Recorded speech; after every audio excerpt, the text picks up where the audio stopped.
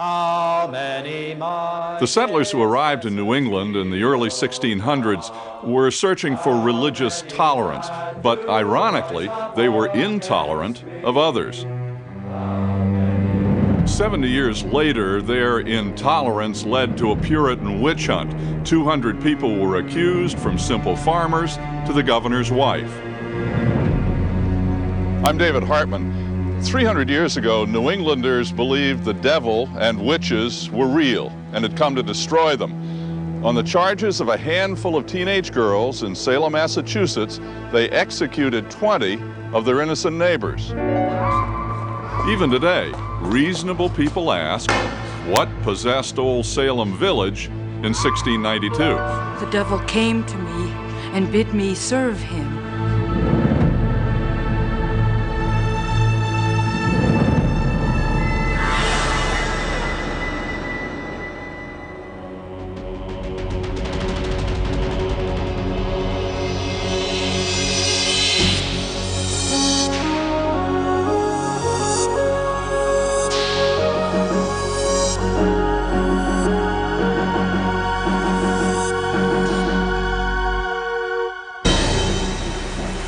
In the late 1600s, dramatic changes were transforming how people lived.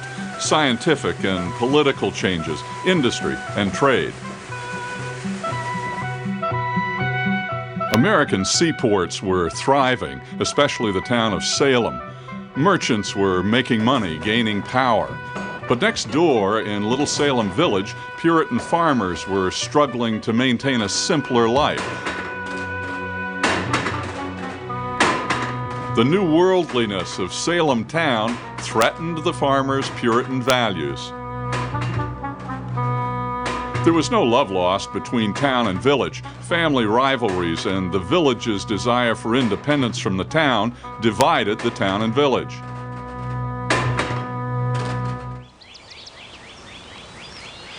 Even the village itself was divided. Anxiety was building. Villagers led by the Thomas Putnam family resisted and resented change. Other villagers, led by the Israel Porter family, had ties to Salem town, business ties, personal profit. The pious farmers' influence was eroding. Finally, the rivalries erupted over picking a new village minister, a position with influence and power beyond the power of the pulpit. Into this quagmire stepped Samuel Parris, a struggling, complex man who was quick to see the devil's role in any misfortune. For Parris, the minister's job was an opportunity to finally gain respect. He had failed at business. He resented that. He was obsessed with money, so he made excessive demands for a house, for land, for guaranteed firewood. When money shall be plentiful, he said, more money shall be paid to me. Well, the villagers took sides, pro-Parris, anti-Parris. The Putnam camp was for him. The more worldly Porter camp was against him. Then something strange happened that pushed Salem Village over the edge. In the winter of 1692, it was incredibly cold. One evening after dinner, some young girls of the village gathered at Reverend Parris' house. What happened, the examinations and trials that followed, were written down and are still with us 300 years later. Upstairs, Parris' Indian slave Tituba was telling the girls fortunes. It was black magic and forbidden, but the girls were fascinated. Before long, the excitement turned deadly.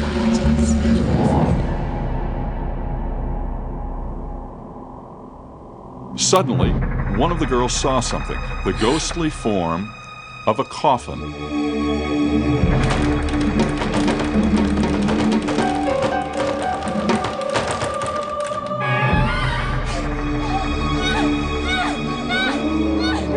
Then the minister's 9-year-old daughter, Betty, began to have convulsive fits. She struggled and fought as if she were being attacked by something invisible.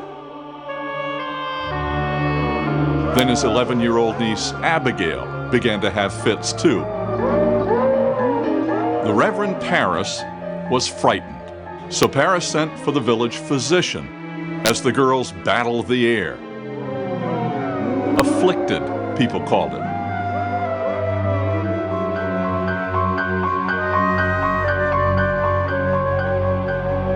When Dr. Griggs couldn't find anything physically wrong, he diagnosed witchcraft.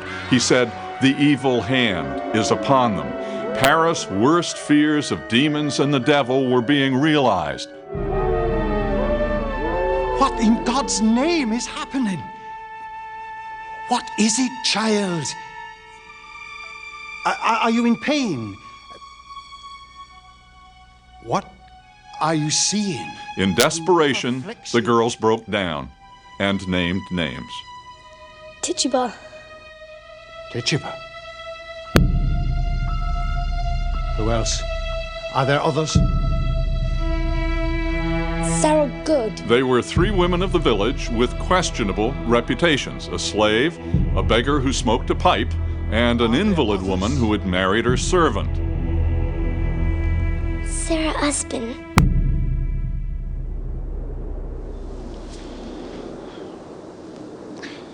It was February 29th. Warrants were issued. The women were arrested. The charge was witchcraft. Witchcraft accusations weren't uncommon, and they usually ended with a few arrests, but not in 1692 in Salem village. Paris slave Tituba was brought before the magistrate. Tituba, what evil spirit have you familiarity with? None. Why do you hurt these children? I do not hurt them.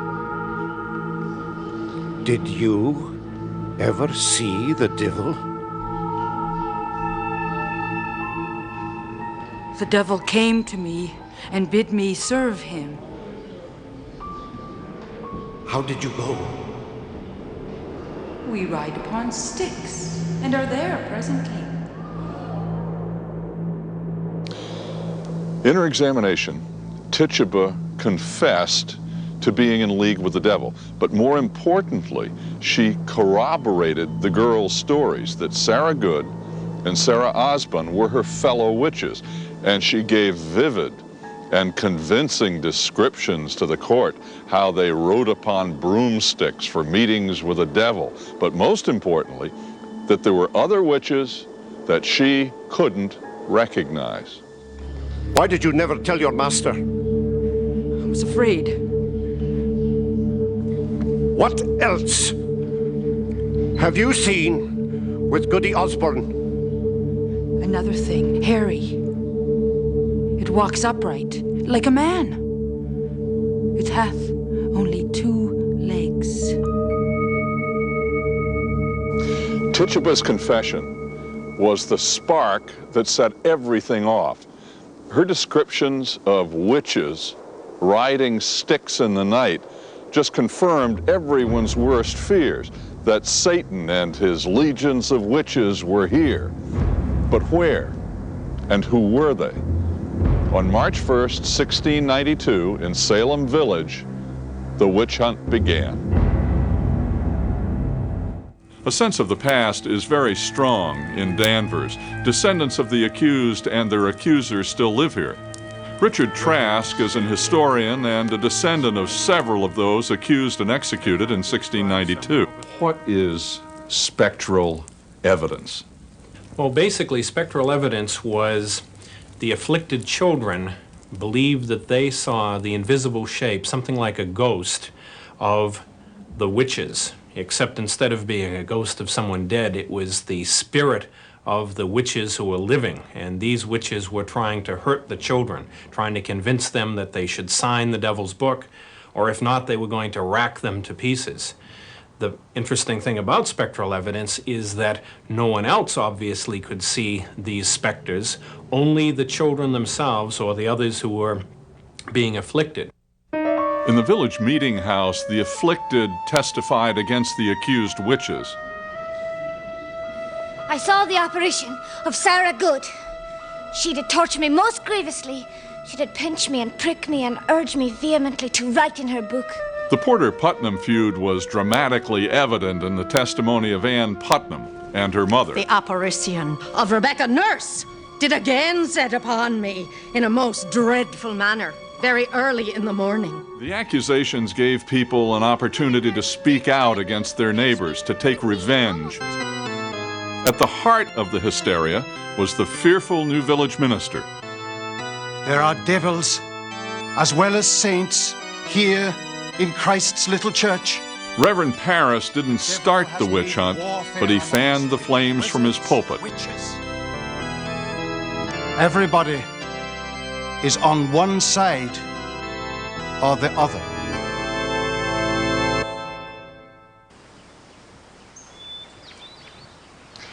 On March 23rd, a devout church woman was accused. Those family rivalries were starting to surface.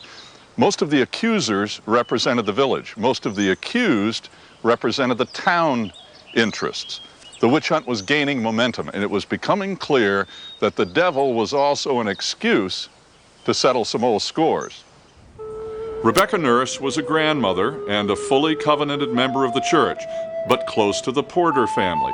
She was 71, yet they dragged her from her sickbed to answer Ann Putnam's charges. Ann Putnam, have you seen this woman hurt you? Yes, she beat me this morning.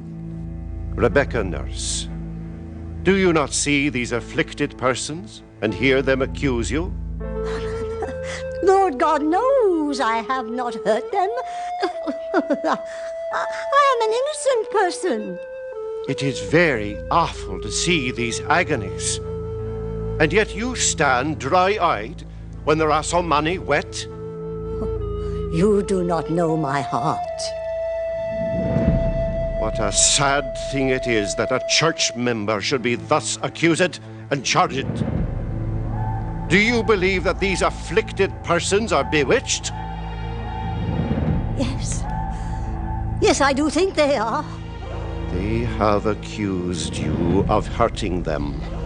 If you think it is by design, then you must look upon them as murderers. I cannot tell what I think.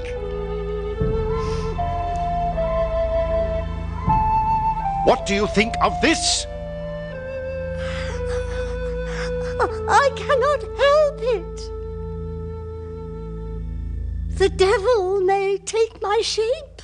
Take my shape. When Rebecca Nurse was found innocent, her accusers erupted, insisting her specter was attacking them.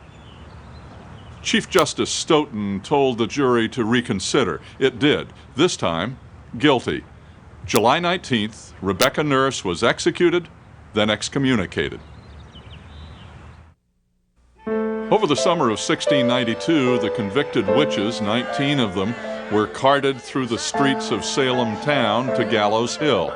Instead of confessing, they forgave their accusers and prayed they would be the last innocent people executed. With a crowd all around, they were hanged, several at a time.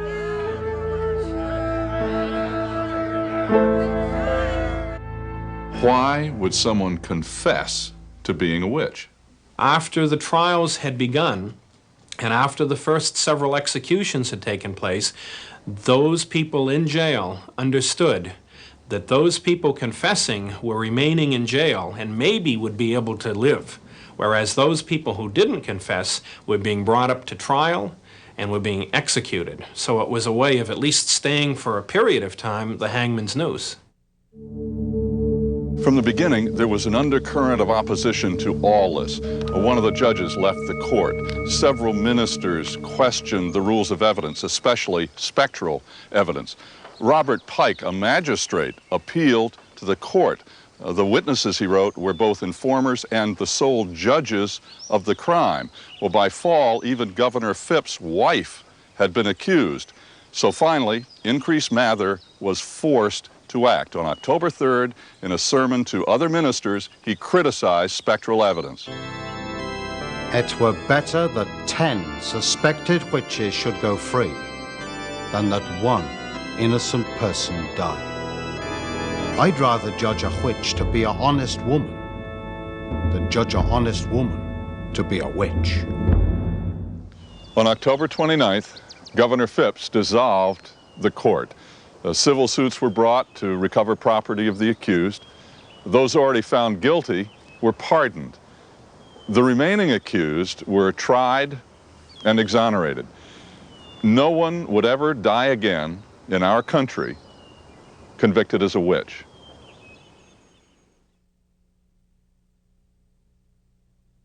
The witch hunt began in Salem Village. The trials took place in Salem Town. 300 years later, the vestiges of the hysteria are more noticeable here in Salem Town.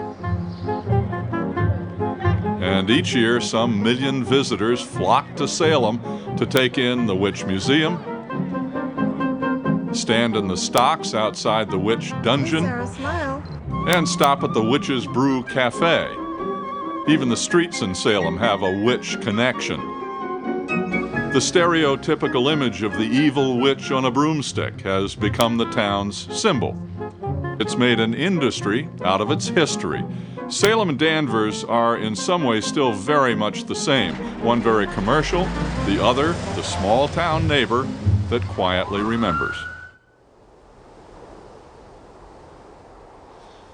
With the witch trials finally over in 1693, the colony acknowledged the tragedy and the gross injustices, and slowly people began to rebuild their communities.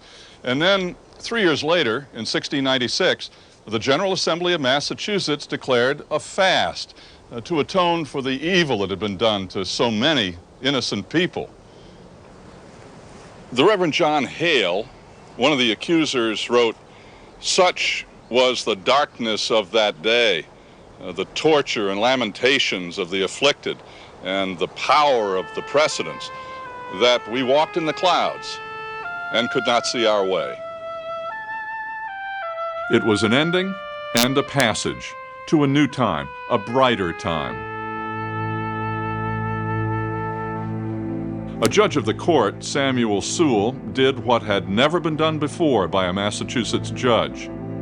I desire to take the blame and shame of it, asking pardon of men for my role in the late trial. That same day, Thomas Fisk and 11 other former jurors signed a petition. We confess that we were not able to withstand the delusions of the powers of darkness and bring upon ourselves the guilt of innocent blood. Even one of the girls who instigated the witch hunt, Ann Putnam, confessed that she had wrongly accused people. I desire to lie in the dust and earnestly beg the forgiveness of God and of all those unto whom I have given just cause of sorrow and offense. What I did was ignorantly, being deluded by Satan. The other girls married and settled down. As public opinion shifted, some were labeled persons of profligate and vicious conversation. It hinted that there was something conspiratorial about their hysteria. Tituba, the slave whose testimony sparked the witch hunt, recanted her story. In fact, she claimed that Samuel Parris had beaten a confession out of her.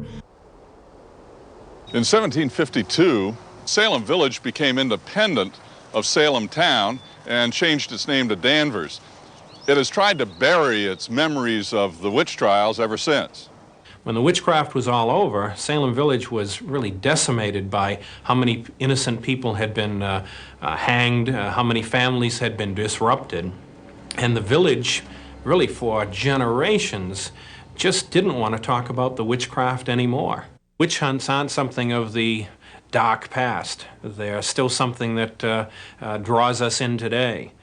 Too often we might think that, oh, we're talking about something that happened 300 years ago. We're talking about Puritans who were superstitious. They weren't very sophisticated. They happened to hang a bunch of witches. What's that got to do with us? When in fact, when we talk about a witch hunt, we're talking about any time in which a community of people find easy scapegoats to difficult questions, things they don't understand. It's as easy for us to understand it today when we look to our recent past, how the Japanese Americans were treated at the beginning of World War II, thrown in basically concentration camps. I think we, in our own time, must be able to watch for witch hunts in any form and in any guise with as much clear vision, bravery, and integrity as we can muster.